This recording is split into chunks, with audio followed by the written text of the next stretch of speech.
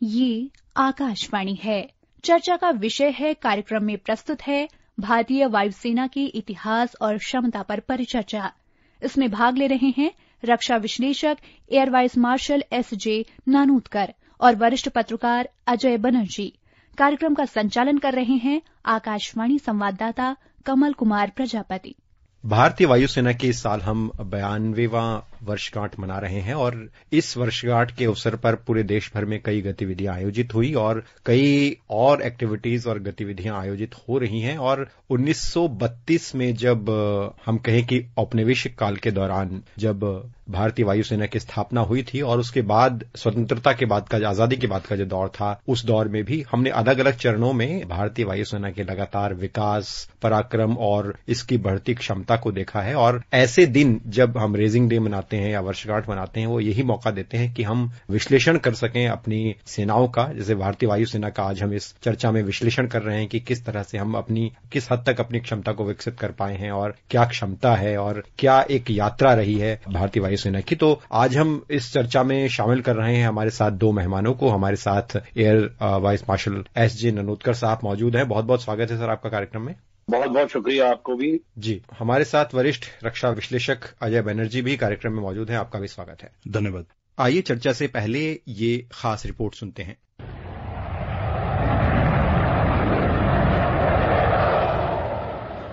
भारतीय वायुसेना निरंतर भारत की संप्रभुता का स्तंभ और रक्षा की पहरेदार रही है। कई दशकों से भारतीय वायुसेना ने अपने पराक्रम, शक्ति और सेवा से देश को बहुत कुछ दिया है। भारतीय वायुसेना का एक समृद्ध इतिहास है और इस शौर्य से भरे इतिहास की बदौलत हम आज एक स्वाधीन राष्ट्र का हिस्सा हैं। लगातार अपनी क्षमता और शक्ति का विस्तार और विकास करके भारत धरती और जल की तरह आसमान में भी अपनी क्षमता की बड़ी काबिलियत रखता है। भारतीय वायुसेना इस साल 92वीं वर्षगांठ का उत्सव मना रही है। इस अवसर पर देश भर में कई गतिविधियां आयोजित हो रही हैं। भारतीय वायुसेना ने अपने रेजिंग डे का उत्सव मनाते हुए चेन्नई में शानदार कार्यक्रम आयोजित किया। 6 अक्टूबर से 8 अक्टूबर तक आयोजित हुआ ये समारोह बहुत आकर्षक और गौरवपूर्ण रहा। एक अद्भुत एयर शो हुआ जिसका विषय था सक्षम, सशक्त, आत्मनिर्भर भारतीय वायुसेना। ये विषय बताता है कि भारतीय वायुसेना आत्मनिर्भरता और राष्ट्र की रक्षा के लिए समर्पित है। भारतीय वायुसेना की 92वीं वर्षगांठ के अवसर पर 4300 किलोमीटर की मेगा कार रैली भी आयोजित की जा रही है।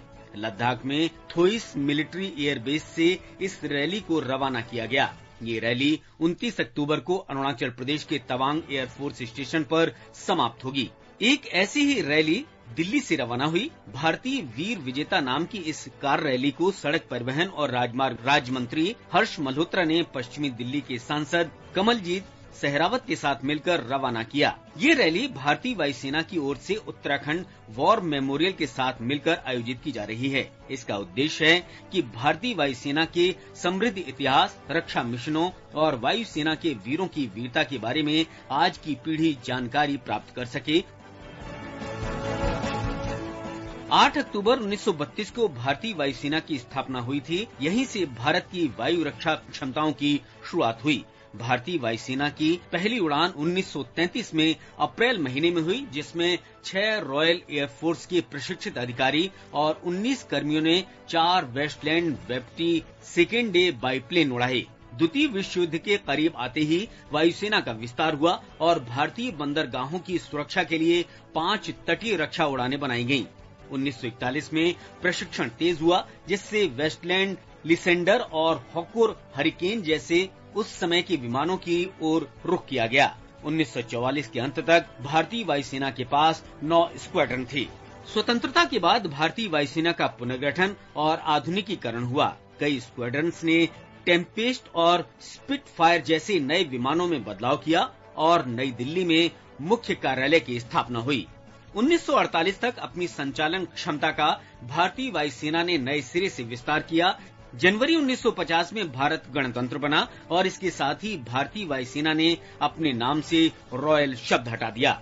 उस समय वायुसेना के पास 6 लड़ाकू स्क्वाड्रन थे, जिसमें स्पिटफायर, वैम्पायर और टेम्पेस्ट जैसे विमान थे। इसके अलावा एक B-24 बम बरसाने वाला स्क्वाड्रन, एक C-47 डकोटा परिवहन स्क्वाड्रन और दूसरी इकाइयां भी शामिल थीं। वायुसेना की ट्रेनिंग ब्रिटिश रॉयल एयरफोर्स की तर्ज पर होती थी और हैदराबाद तथा जोधपुर में प्रमुख ट्रेनिंग संस्थान बनाए गए थे। 1950 के दशक में वायुसेना का विस्तार हुआ, जिसमें दसॉल्ट, ओरागन और फेयरचाइल्ड C-119 जैसे विमान शामिल किए गए। 1957 तक क्षमता को बढ़ाते हुए मिस्टियर, IVS, हंटर और कैनबरा जैसे उन्नत विमान वायुसेना में जोड़े गए।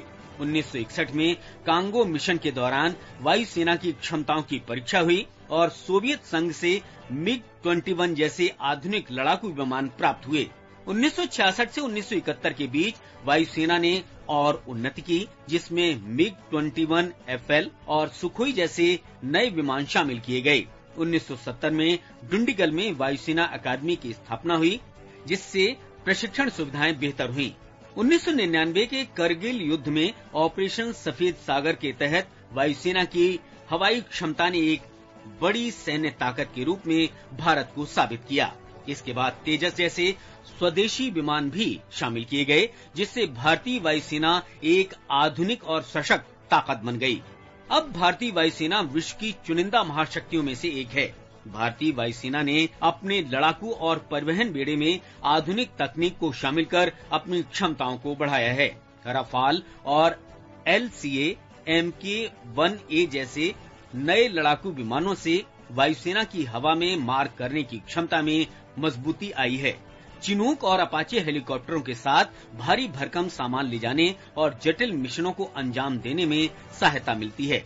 इसके साथ ही वायुसेना ने आर्टिफिशियल इंटेलिजेंस और ड्रोन तकनीक को अपनाकर नेटवर्क केंद्रित ऑपरेशन की क्षमता को बढ़ाया है। आने वाले समय में अत्याधुनिक तकनीकों और क्षमता को हासिल करने के लिए वायुसेना निरंतर काम कर रही है। क्वांटम तकनीक से लेकर हाइपरसोनिक हथियारों को बढ़ाने पर प्रयास जारी हैं। अंतरिक्ष क्षमता को हासिल करने की ओर भी ध्यान दिया जा रहा है।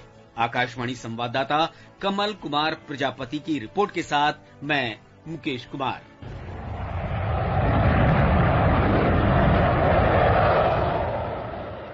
नरोत्कर साहब, सबसे पहले आपसे ही शुरू करूंगा। ये वर्षगांठ किस तरह से आज की जो पीढ़ी है हमें सभी को भारतीय वायुसेना के बारे में क्या बताती है, क्या संदेश देती है, और इस वर्षगांठ को हम कैसे लें? आप क्या कहना चाहेंगे?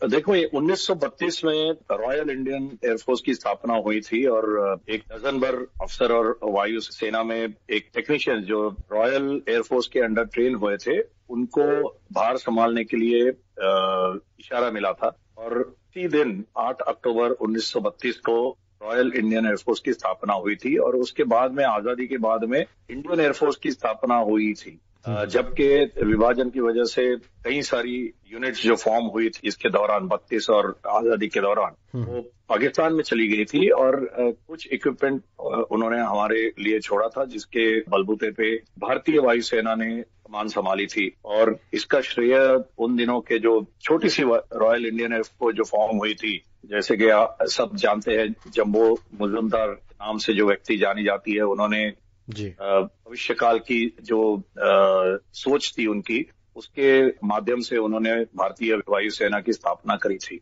और बहुत ही अहम काम उन्होंने किया था, क्योंकि उनका जो विजन था उसका ट्रांसलेशन आज हम जो देख रहे हैं उसमें हुआ है। ये सिलसिला जो 32 में शुरू हुआ था और फिर आजादी के बाद में जो कंटिन्यू रहा और वहां से लेके आज हम जो जिसका हमने प्रदर्शन देखा है चेन्नई में, उसमें उसका ट्रांसलेशन हुआ है। तो ये एक बहुत बड़ी लंबी जर्नी रही है और 90 साल 92 साल का जो पूरा भारतीय वायुसेना का जो इतिहास है वो बहुत ही अहम रहा है। हर एक युद्ध में एक लीड रोल समझो लिया है और जैसे कि भारतीय वायुसेना के मुखिया ने आज कल कहा कि we are the first respondent to any calamity, any demand, any challenge that the nation faces, क्योंकि हमारी रीच, हमारी जो पहुंच है वो बहुत दूर तक है, हमारा जो स्पीड है वो सबसे तेज है और इन दोनों चीजों को सक्षम बनाने के लिए हम हमेशा 24/7 365 डेज तैयार है। तो ये पूरा इतिहास है और इसकी जब इसकी जरूरत पड़ी है तो भारतीय वायुसेना ने सही मायने में उभर कर रही है। अजय जी, क्योंकि आप एक लंबे समय से रक्षा क्षेत्र को पत्रकारिता के जरिए कवर करते रहे हैं, आपसे हम समझना चाहेंगे कि 92 साल का हालांकि इतिहास बहुत लंबा है, किस तरह से भारत के लिए भारतीय वायुसेना के महत्व को इन पिछले कुछ दशकों में देखा गया है बढ़ते हुए, और कैसे जो कल का दिन रहा भारतीय वायुसेना की जिस वर्षगांठ की हम बात कर रहे हैं, वो कैसे ये मौका देता है कि हम भारतीय वायुसेना के महत्व को भारतीय रक्षा में समझ सकें।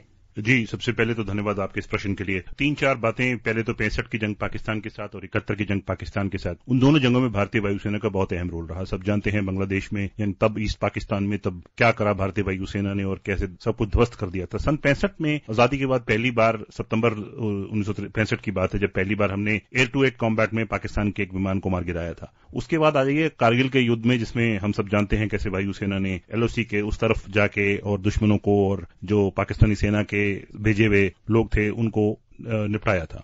उसके बाद आ जाइए बालाकोट पे सन 2019 में, कैसे वायुसेना ने भारतीय सीमा से एक मिसाइल दागी और जैश ए मोहम्मद के टेररिस्ट कैंप पे लगी और टेररिस्ट मारे गए।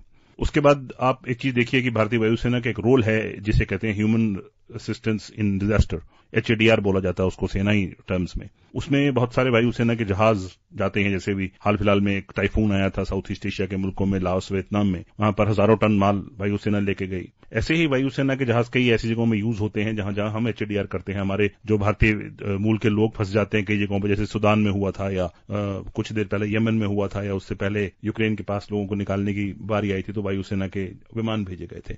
वायुसेना की क्षमताएं यही नहीं है। वायुसेना की क्षमताओं में आज जो इजाफा हुआ है उसमें एक ड्रोन आ रहे हैं, आर्म ड्रोन जिसे बोला जाता है, जिसे हम अक्सर टीवी पे देखते हैं कि अमेरिका ने ड्रोन के जरिए से हमला करा। वैसे ही उसी प्रकार के आर्म ड्रोन वायुसेना और भारतीय नौसेना और भारतीय थल सेना के बीच में आने वाले हैं। और भारतीय वायुसेना के पास एक नया मैंडेट है जिसे कहते हैं स्पेस बेस्ड ऑपरेशंस, वो जो यानी हमारी अंतरिक्ष की जो ऑपरेशंस हैं या उस पर निगरानी रखने की बातचीत है, उसके सैटेलाइट के जरिए निगरानी रखने की बातचीत है, वो भी वायुसेना के पास आज की डेट में एक मैंडेट है। तो ये एक बहुत बड़ा आपको स्पेक्ट्रम मैंने आपके श्रोताओं को बता दिया है कैसे वायुसेना क्या क्या इस समय काम कर रही है। कमल।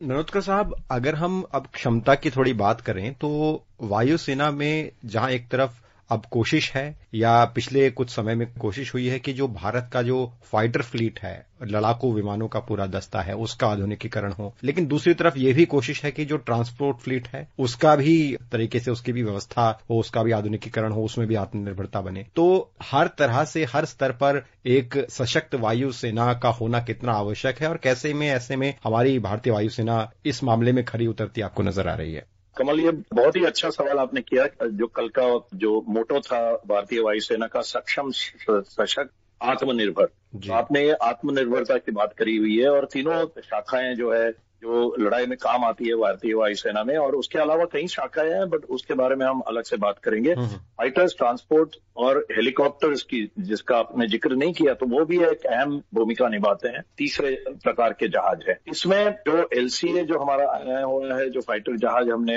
HAL ने बनाया है, Mark 1, जो ऑलरेडी वायुसेना के पास 38 जहाज मिले हुए हैं, और कई जहाजों की डिमांड है, और कई कठिनाइयां आई हैं हमारे पिछले कई सालों में, लेकिन जब वो आके भारतीय वायुसेना में शामिल हुआ है तो उसने अपना जो जलवा है वो दिखा दिया है, और वहीं तक हम सीमित नहीं रहे हैं। उसके आगे Mark 1 और Mark 2 की बात हो रही है, और ऑर्डर ऑलरेडी HAL के पास पड़े हुए हैं, तो अभी उन्होंने अपना जलवा दिखाना है, मैं कहूंगा। और उसके साथ साथ जो ट्रांसपोर्ट एयरक्राफ्ट की जब आपने बात जो छेड़ी है, ट्रांसपोर्ट C295 जो टाटा के साथ, एयरबस टाटा के साथ मिलके इंडिया में बना रही है, पहले जो जहाज यूरोप में बन के हमारे पास आ गया है, और उसके साथ साथ जो इंडिया में जहाज बनने वाले हैं उसकी फैक्ट्री लगी हुई है, उसके जो एसोसिएटेड जो मैन्युफैक्चरिंग कैपेबिलिटी है वो जगह पे खड़ी हो गई है, और वो टाइम से प्रोग्राम हमारा आगे बढ़ रहा है। उसके साथ HAL ने कई तरह के हेलीकॉप्टर जो है, जैसे आपने देखा होगा कल के शो में प्रचंड करके जहाज जो LCH के नाम से जाना जाता है, उसका डेमोन्स्ट्रेशन किया है, वो ऑलरेडी इंडक्ट हुआ है।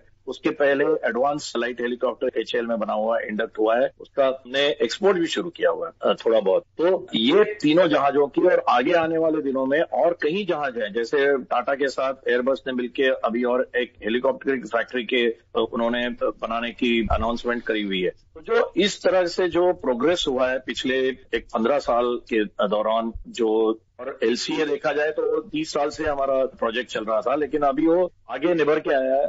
अजय जी, क्योंकि हम आत्मनिर्भरता की अभी बात की ननोत्कर साहब ने और सशक्त एक सेना की बात की, तो ऐसे में जिस तरह से हम आत्मनिर्भरता की बात कर रहे हैं, तो आजकल एलसीए की जैसे कि बात कर रहे थे अभी, और अपाची, चिनूक, ये आम वो एक शब्दावली आ गई है जो अक्सर हमें पढ़ने सुनने को मिल जाती है। और हम जो प्रिक्योरमेंट करते थे बाहर दूसरे देशों से, उसके अलावा अब भारत में ही जो भारत के एयरक्राफ्ट्स हैं या जो फ्लीट हैं या जो हेलीकॉप्टर्स हैं, उनके निर्माण की अब चर्चाएं तेज हो गई हैं। तो आप इस क्षमता को कैसे देखते हैं? किस तरह से ये पूरा परिदृश्य अब बदल रहा है और कैसे हम अब आत्मनिर्भरता की ओर बढ़ चले हैं? जी बिल्कुल। पहली बात तो ये कि मैं आपके श्रोताओं को पहले बता दूं कि कैसे आत्मनिर्भरता की तरफ दो आपने मुद्दे उठाए, एक हेलीकॉप्टर, एक लड़ाकू विमान। तकरीबन आने वाले 20 साल के अंदर भारत ने तकरीबन 400 लड़ाकू विमान खुद ही इंडिया में बनाने हैं। तेजस मार्क 1A, तेजस मार्क 2 और आमका, इनके 3 नाम है। आमका का मतलब है एडवांस्ड मीडियम कॉम्बैट एयरक्राफ्ट, और बाकी तेजस मार्क 2 और तेजस मार्क 1 आपके श्रोता समझी जाएंगे।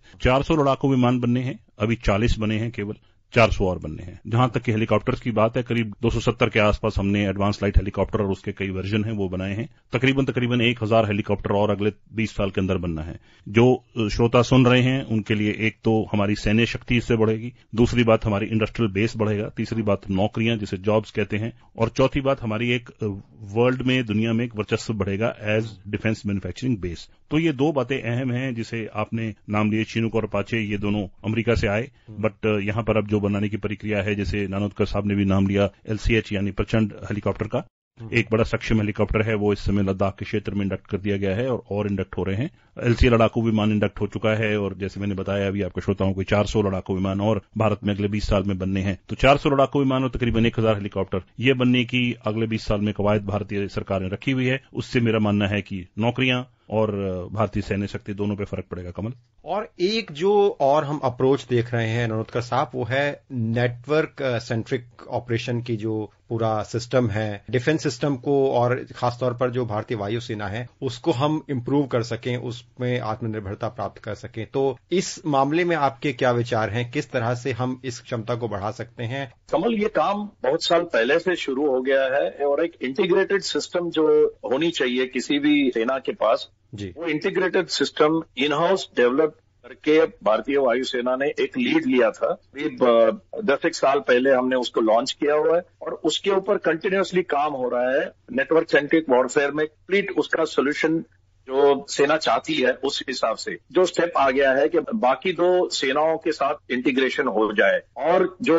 लीगेसी सिस्टम्स है और जो नए इंडक्ट हो रहे हैं सिस्टम, उनको उसी सिस्टम में एमलगमेट किया जाए। तो उससे क्या होगा? और दूसरी बात यह है, आपने नेटवर्क सेंट्रिक वॉरफेयर के साथ साथ एक AI का जो एलिमेंट है वो भी उसमें लाया जा रहा है, ताकि डिसीजन मेकिंग प्रोसेस, बिकॉज सबसे महत्वपूर्ण किसी भी लड़ाई में होता है कि एलिमेंट सारे होते हैं, आपकी सिचुएशनल अवेयरनेस आपको ठीक ठाक हो जाए, तो उसके ऊपर आपका डिसीजन मेकिंग, जो आपको एक निर्णय लेना है स्प्लिट सेकंड के अंदर अंदर कमांडर को, वो निर्णय लेना बहुत बहुत अहम होता है, क्योंकि आपका निर्णय आपके विजय को सामने रखता है। तो उसके लिए जो आपके पास उस कम समय में कैसे ये सारी चीजें आपके आगे आए, इसके लिए ये सारी चीजें नेटवर्क, एक तो नेटवर्क सेंट्रिसिटी और उसके साथ साथ आर्टिफिशियल इंटेलिजेंस का एमलगमेशन, ये दो चीजें अगर सही मायने में हो जाए, और इसके लिए जो DRDO के साथ और बाकी जो प्राइवेट एजेंसीज है उसके साथ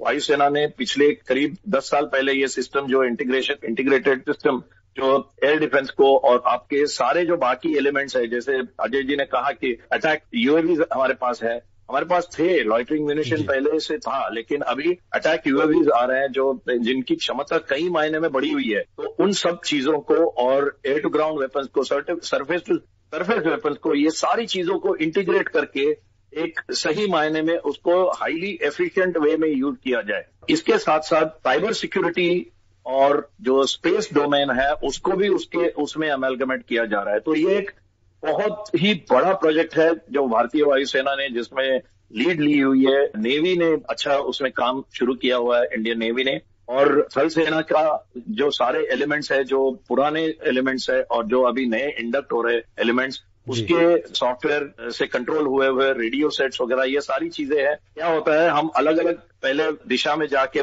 खरीदी करते थे, लेकिन अभी जो है सारी जो ऐसी चीजें जो हम बाहर से लाते हैं, उसके लिए एक कॉमनैलिटी होनी चाहिए। उसके लिए बहुत अहम महत्व दिया गया है पिछले 5 से 10 साल में। तो उसकी वजह से अभी जो बाहर से खरीदेंगे हम चीजें, वो इस तरह से फोकस होगी ताकि हम आने वाले दिनों में नेटवर्क सेंट्रिक वॉरफेयर में कहीं कोई चीज मिस आउट ना करें। बिल्कुल। अजय जी, अगर हम बात करें भारतीय वायुसेना के जो दूसरे देशों के साथ ज्वाइंट एक्सरसाइजेस हैं और जो ट्रेनिंग्स हैं, उनका कितना महत्व होता है किसी भी वायुसेना की क्षमता को बढ़ाने में? और अगर हम भारत की वायुसेना की जो ऑपरेशनल क्षमता है उसकी बात करें तो इन ज्वाइंट वेंचर से किस तरह से इसमें मदद मिलती है और साथ में किस तरह से भारत का भी एक तरह से प्रदर्शन होता है कि जिस तरह से क्षमता बढ़ रही है वो क्षमता भी एक तरह से सामने आ सके? जी, अभी एक हाल फिलहाल में पिछले महीने तारंग शक्ति नामक एक एक्सरसाइज कंप्लीट हुई है, जिसमें तकरीबन 12 मुल्कों की वायुसेनाएं आई थी। सारे जिसे पश्चिमी देश कहा जाता है, नाटो के एलाइज थे सारे उसमें। ऑस्ट्रेलिया भी था, जापान भी था, और पहली बार जापान ने अपने लड़ाकू विमान इंडिया लाए थे। तो आप देख सकते हैं कि एक्सरसाइज की क्या अहमियत थी। अब वो एक्सरसाइज से जैसे आपने पूछा कि क्या सीखते हैं, एक तो ऑपरेटिंग फिलॉसफी जिसे कहा जाता है अंग्रेजी में, सैन्य शब्दों में ऑपरेटिंग फिलॉसफी, यानी कि एक लड़ाकू विमान की एक फ्लीट है, वो ऑपरेट कैसे करती है, उसका रिएक्शन टाइम क्या है, और वो एक दिए हुए अगर उसे एक मिशन दिया गया उसको सॉल्व कैसे करते हैं, कैसे उसको अप्रोच करते हैं, ये सारी सेनाएं इसको ऑब्जर्व करती हैं। उसके अलावा जैसे ये तारंग शक्ति एक्सरसाइज हुई, उसमें टास्क रखे गए थे, टास्क दिए जाते हैं। वो टास्क में अब आप क्षमता लगाते हैं कि अगर अमेरिकी फाइटर पायलट इतनी देर में करता है, या अमेरिकी टीम इतनी देर में करती है, जापानीज टीम इतनी देर में करती है, जर्मन टीम इतनी देर में करती है, हमारी टीम कितनी देर में करती है, उससे ये आंकलन लग जाता है कि हम दुनिया में विश्व की सेनाओं में कहां खड़े हैं। अब रूस एक बहुत बड़ी सेना है, उनके साथ हम बहुत एक्सरसाइज करते हैं, रूस का हमें पता है। जो पाश्चात्य या पश्चिमी सेनाएं हैं, नाटो के एलाइज हैं या जापान है, इनकी कहां क्षमताएं हैं, ये इन एक्सरसाइज में जाके पता लगता है। अमेरिका के साथ हम कई साल से एक्सरसाइज कर रहे हैं। खैर, इतनी बड़ी कई नेशन की एक्सरसाइज, जिसे मल्टी नेशन एक्सरसाइज कहा जाता है, इसमें हमने खुद होस्ट किया है बहुत सालों बाद, और बहुत बड़ी अहम, बहुत अच्छी एक्सरसाइज रही। तेजस विमान, बहुत सारे विदेशी जो बड़े बड़े फाइटर पायलट आए थे, उनके सीनियर अफसर आए थे, उन्होंने विमान उड़ते देखा, कई ने उसको उड़ाया, कईयों ने उसको जाना, जांचा, परखा, और भारत की सैन्य शक्ति और बनाने की शक्ति, जैसे हेलीकॉप्टर बनाने की शक्ति या कोई फाइटर जेट बनाने की शक्ति, जैसे मैंने तेजस का नाम आपको बताया अभी, इन चीजों को उन्होंने भी आंका और जाके अपने देशों में बताएंगे कि भारत में ये हो रहा है। तो ये सब चीजें बाहर, जिसे कहते हैं ना अंग्रेजी में एक लफ्ज है things travel, these things travel. तो कमल, इसका ये फायदा है। नरोत्कर साहब, आपसे भी मैं इसी पर टिप्पणी चाहूंगा, जो ये ज्वाइंट एक्सरसाइजेज हैं, इनका क्या महत्व होता है, किस तरह से ये एक तरह से हमारे लिए भी, भारतीय वायुसेना के लिए भी, और ट्रेनिंग के पर्पज से भी, और दूसरे देशों के लिए भी क्षमता को समझने का एक अवसर देती है? कमल, बहुत बढ़िया। मैं वेट कर रहा था इस चीज की, क्योंकि थोड़ा उतावला सा हो गया था, समझ लो, क्योंकि 2003 में पहली बार यूएस एयरफोर्स हमारे मुल्क में आके एक्सरसाइज करके गया था, कोप इंडिया 2003, और उसके बाद में मैं खुद लीड करके ले गया था हमारे फाइटर जहाज। पहली बार हिंदुस्तान के बाहर फाइटर जहाज और हमारे टैंकर लेके गए थे अलास्का, जो 12 देशों की मल्टीनेशनल एक्सरसाइज थी, जिसमें सेम नंबर 12 देशों ने पार्टिसिपेट किया था। जापानीज एयरफोर्स था, कैनेडियन एयरफोर्स थे, जर्मन एयरफोर्स पहली बार वहां आ गया था हमारे साथ जब हम गए थे तब। तो मेरे को मौका मिला था इस एक्सरसाइज को प्लान करने का और एग्जीक्यूट करने का। और जैसे कि अजय ने बताया, तो सबसे अहम बात हम सीखते हैं वो इंटरऑपरेबिलिटी की। तो क्योंकि अलग अलग तरह के इक्विपमेंट होते हैं जिस देश से आप, क्योंकि मंगोलिया भी उस समय ऑब्जर्वेशन के तौर पे आया था, देखने के लिए कि सारे चीजें क्या है, क्या इक्विपमेंट ऑपरेट होता है अलग अलग देशों में। और उसका एक फायदा यह है कि कहीं भी ग्लोबल सिनेरियो में अगर हमको हिस्सा लेना होगा तो हम कहाँ फिट हो जाते हैं उस ग्लोबल सिनेरियो में। और दूसरी बात अजय ने जो बहुत अच्छे से समझाई कि भाई हमारी कैपेबिलिटी कहाँ तक है, हमारी कैपेसिटी कहाँ तक है। अगर आप सब दुनिया के सारे अच्छे अच्छे एयरफोर्सेस के साथ हम अगर अपने आप को कंपेयर करें तो हम कहाँ पर है, और वहां से हमारी जर्नी शुरू हो गई है। और देखिए, अभी इस साल हमने यहाँ अपने देश में वही नंबर 12 देशों को हमने होस्ट किया है, हमारे वो मेहमान रहे हैं, और पूरी तरह से 2 जगह, सुलूर में और जोधपुर में हमने ये एक्सरसाइज करी। यानी हमारे देश के 2 कोने समझ सकते हैं हम, एक साउथ इन पेनिनसुला और एक राजस्थान के रण में। और ये एक्सरसाइज ऐसी थी कि जहां पे एयरफोर्सेस ने अपने अपने सबसे बढ़िया इक्विपमेंट लेके आए थे और पूरी तरह से उनको इंटीग्रेट किया हुआ था हमारे जो भारतीय सिस्टम है उसके अंदर। हमने जांचा कि कौन सा एयरफोर्स कहां तक हमारे पास है, यानी परफॉर्मेंस के तौर पे मैं कह रहा हूं। तो ये जो इंटरऑपरेबिलिटी की बात बहुत अहम बात है, क्योंकि कहीं भी अगर जरूरत पड़े और भारतीय वायुसेना को अगर बुलावा आ जाए तो हम ज्यादा सोचे बगैर हम उसमें पार्टिसिपेट कर सकते हैं और मदद कर सकते हैं जहां भी जरूरत हो। तो ये जो बहुत बड़ी कैपेबिलिटी जो भारत ने 2004 से लेके आज तक जो हमने बिल्ड करी हुई है, हमने बहुत स्टेप बाय स्टेप अप्रोच किया।